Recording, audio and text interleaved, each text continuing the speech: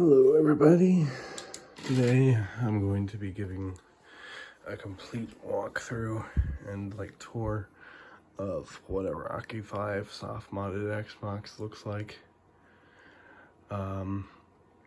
Obviously there are going to be some variations between everybody's stuff depending when they mod their Xbox and how they mod it, what game they use, what save game exploit to use, and all that jazz, the condition of their hard drive, whether the hard drive has been upgraded or not. But yeah, my boot up screen here is a little bit different than some other people's, and every time you turn this on, it kind of has a different condition between the picture quality, the shaking, all that jazz. But that's what it normally will look like. Don't worry about that shaking, because as you can see, once it goes through the boot up process here, it's all set and the screen is no longer shaking. So this is our main home screen on a modded Xbox, soft modded at least, with Rocky 5 soft modding tool. Sorry about the camera, I'm trying to film this on a phone. So let's go through the different sections here. At the top left, we have the date, the time, and some of the, size on the different partitions, which is just basically different hard drives, or, well, I guess different sections of the hard drive. Mine's upgraded, so obviously I have access to the F and G partition. I mostly use the F partition for emulating the emulation and the ROM stuff, and the G drive for games. Sometimes I mix it up depending on how much I loaded onto the Xbox. I haven't loaded too many local Xbox games on this one, but bottom left we have the different temperatures. We have the temperature of the CPU, and then the M/B, which they're usually the same temperature. You can switch them in the settings between Fahrenheit and Celsius. I keep it Fahrenheit because I'm in the US and it kind of just gives me a better picture.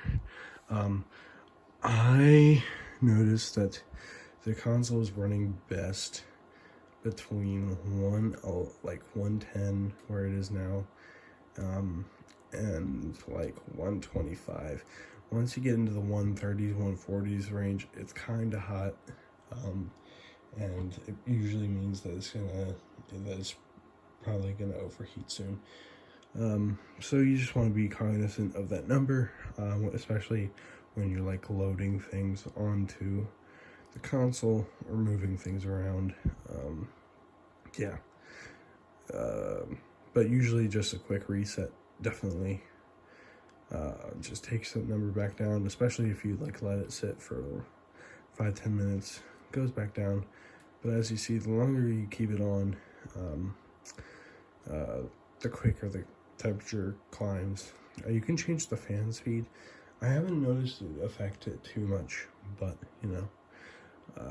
in the right hand corner is the IP address and the type of connection that you have to the internet via the Ethernet cord in the back of the console. That is not the IP address of your internet, your Wi-Fi provider. That's just the IP address for the console itself. So when you're using an FTP protocol app, such as FileZilla, to transfer things over, that's part of the information that you need to transfer things over. Also, it has the number of file users, means the number of files that it's currently processing in a transfer. On the top right, you obviously have the indication of the disk being in there, and you have the nickname of the console, which can be changed in settings. Alright, I'm going to put my phone down for a second and grab Halo 2 and showcase the disc. So, yeah, Be right back.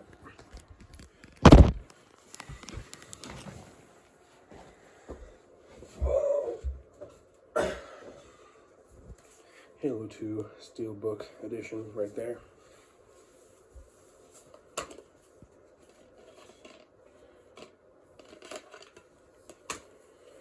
Okay. Got Halo 2, just the standard version here right now. So, because I have both in that collection. So this one's taken apart right now because for the person that this console is for, you know, the disc tray doesn't come out. And while the paperclip method can be helpful, you know, it gets annoying and is definitely hard to do sometimes when you're just like when you don't have the disc drive like out. So I think, I haven't tried this before, but you can just place it on like that. It's still gonna read as empty, but I should be able to just like hit the eject button. It's gonna make some noises, start spinning, and then it should, I think, read the disc.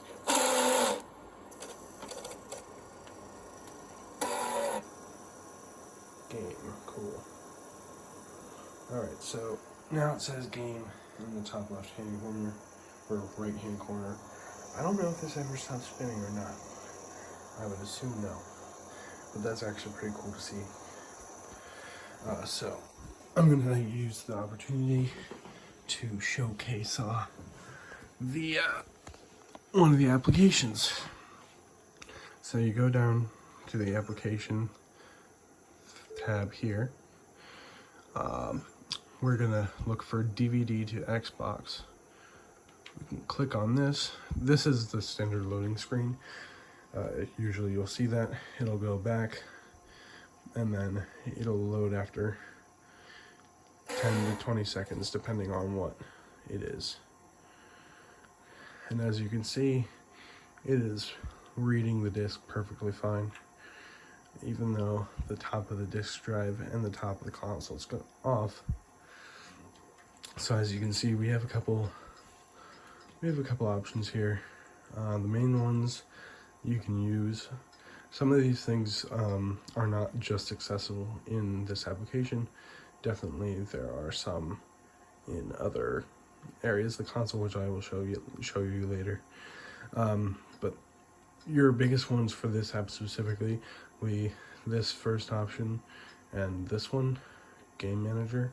If we go into Game Manager, all I have on the console currently is Splinter Cell, but we have some info on the left that'll tell you.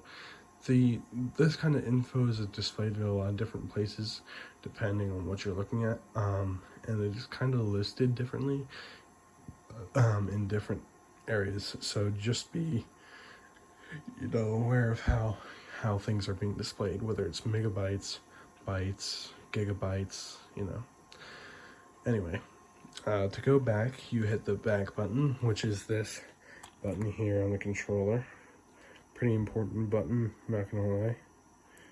If you have like one of those wireless receivers so you can use an updated thing, the back button, say on an Xbox console or normal one, is this guy right here. The Windows button is the equivalent of the back triangle button on the original Xbox controller. Boom, right there. So we're gonna hit that, takes us back here.